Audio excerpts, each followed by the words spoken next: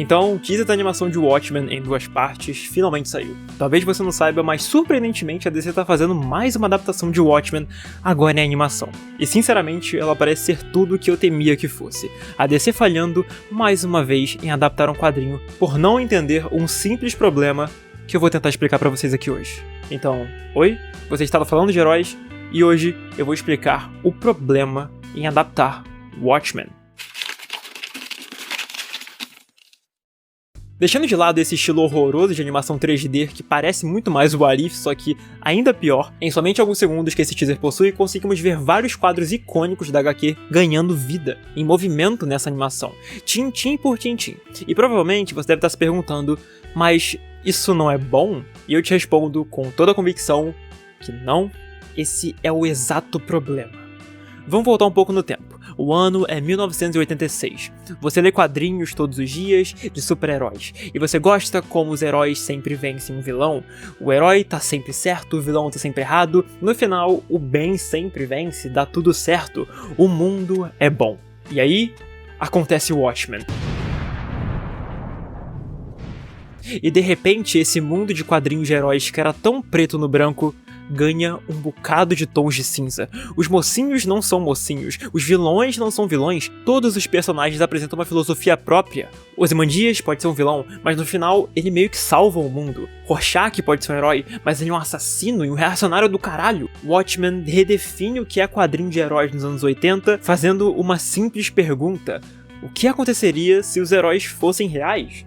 E o resultado é incrível. E obviamente isso aqui não é um demérito em relação à versão idealizada de heróis que a gente tem nos quadrinhos até antes de Watchmen e até atualmente, né? Enfim, ok? Só dizendo que era uma outra percepção que essa HQ trouxe que não se tinha antes. Não à toa, os anos 90 nos quadrinhos foram marcados pelos anti-heróis, quadrinhos super edgy que só tentaram surfar na onda de Alan Moore que fez tão sucesso e foi tão revolucionário. Agora, como que você adapta tudo isso que eu acabei de falar?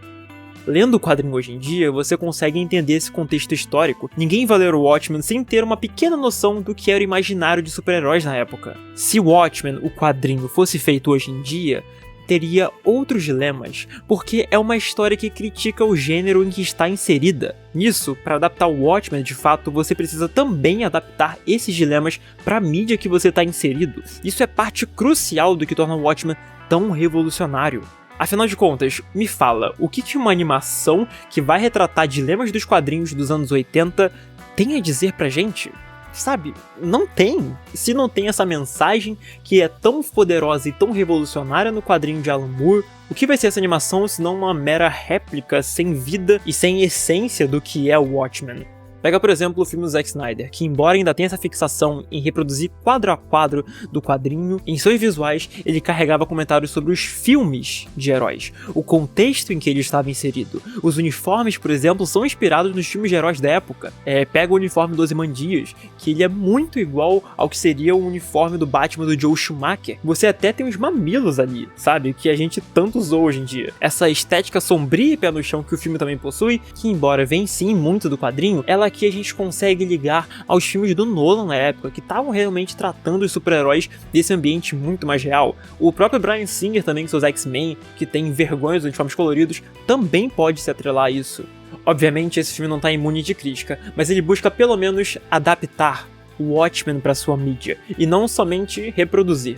Agora, quando eu olho pra esse teaser, realmente parece que tudo que importa é tentar fazer você ver o quadrinho, só que com uma animação barata que é muito menos linda do que os desenhos do Dave Gibbons, que não tem o apelo do storytelling fenomenal de Alan Moore através dos quadros. É só uma cópia barata, só um material para aqueles que têm preguiça de ler a porra do quadrinho, verem e pensarem que agora tem um conhecimento do que é o Watchmen. Sabe na escola, quando o professor passa pra você fazer um trabalho sobre um livro, e aí alguém chega com um trabalho que na verdade é sobre o filme que adapta o livro? É pra esse tipo de pessoa que essa animação parece ser feita. E sinceramente, se você me perguntar se essa animação vai ser boa, olha, provavelmente ela vai. Se você for realmente adaptar quadro a quadro de Watchmen, mas tirar o storytelling fenomenal, o contexto do mundo real, ainda sobra uma história muito boa. Afinal, Alan Moore é um gênio, Dave Gibbons é um gênio. A animação vai ser boa se for dessa mesma forma, porém, ela vai ser só isso, uma animação boa. Uma que eu vou assistir uma vez e nunca mais vou voltar. assim como a de Batman Cavaleiro das Trevas e de Batman Ano 1, que adaptaram um pra um quadrinho. E sabe por que eu não volto pra elas?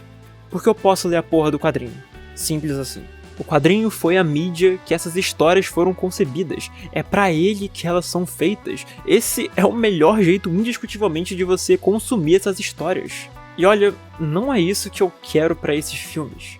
E acho que qualquer um que tá pedindo pra esse tipo de adaptação deveria levar um pouquinho mais o seu critério pra o que você quer dessas produções.